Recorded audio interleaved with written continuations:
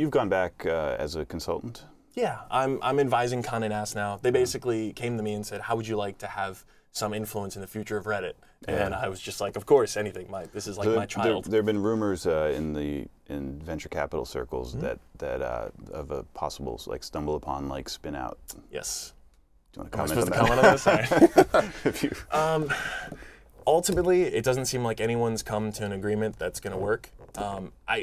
It does feel like the kind of thing which, Condé Nast is a great publishing company, but it feels like it might, Reddit might be not the best fit for it and might be better as an independent company. We've, especially when Steve and I were there and we had the clout to kind of just do what we needed to do, we actually got very little pushback. And, that was part of the reason we stayed 3 years, was it was actually a fairly decent experience because they realized we don't know what the hell they're doing, so we'll just let them keep doing it. And I think they've now come back around to this with the team in place that, all right, we know it's a very different beast, but they're doing really, really well, and so let's just try to sort of observe it in the terrarium from a distance.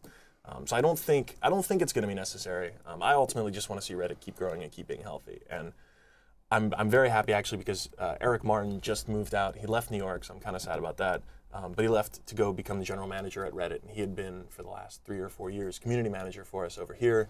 And now he's going to be sort of handling all things non-technical for the team out west. And me in the office and a few new hires too. And yeah, I'm optimistic. And with some luck, you won't be calling me in here 3 weeks from now saying, "What the hell were you talking about? Look what happened." And have they figured out a good way to monetize? That's the great challenge. Fortunately, self-serve Reddit headlines. So we basically ripped off the AdWords model where you can basically come in with a credit card for as little as I think $25. Create an ad that looks just like any other link on their front page, except it says it's sponsored. And those do tremendously, tremendously well for advertisers. The curse is they do so well, and the way the marketplace is set up, that these advertisers who have success on Reddit have no incentive to tell other people about what a great time they had advertising on Reddit, because that will just weaken their success down the road.